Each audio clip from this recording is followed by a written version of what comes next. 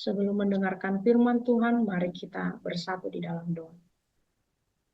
Allah Bapa kami yang bertahta di dalam kerajaan surga, puji dan syukur kami panjatkan atas kehadiran Tuhan di dalam kehidupan kami. Terima kasih Tuhan untuk penyertaan-Mu, memampukan kami untuk mendengarkan firman-Mu pada saat ini.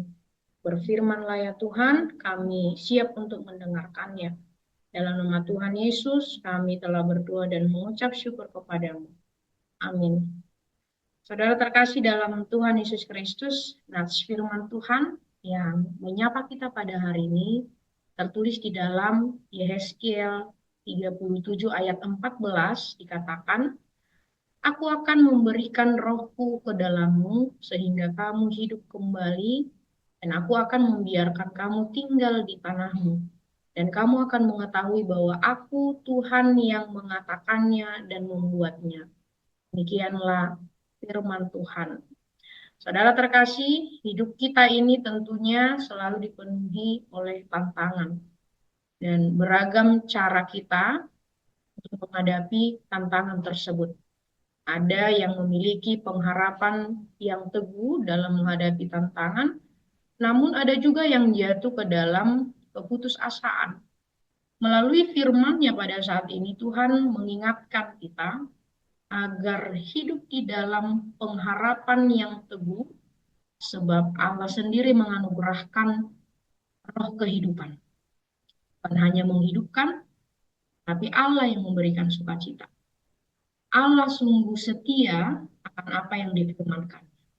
Roh Kudus dicurahkannya untuk memberi kita hidup yang penuh pengharapan, sehingga yang lemah dikuatkannya, yang sakit disembuhkannya. Untuk itu mari tetap menyiapkan hati dan pikiran kita untuk tempat bersemayam roh Allah di dalam diri kita yang memampukan kita di dalam menghadapi tantangan ataupun kesulitan itu.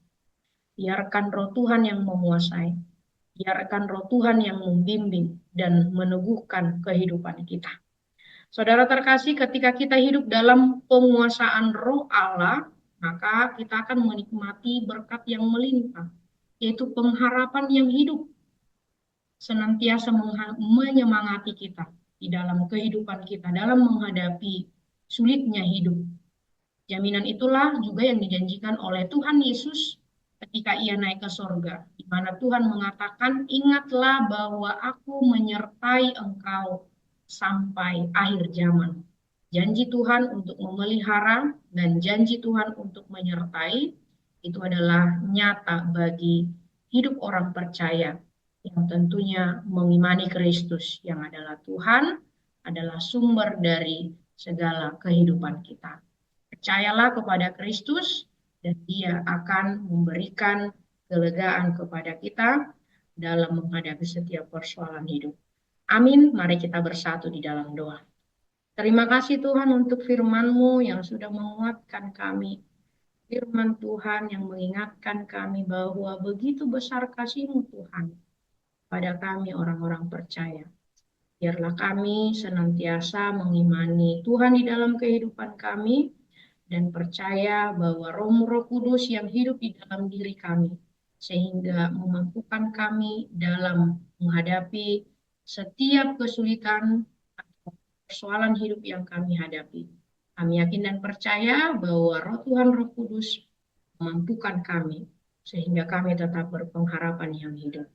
Terimalah doa kami ini yang kami sampaikan hanya di dalam nama Tuhan Yesus. Kami berdoa dan mengucap syukur kepada-Mu.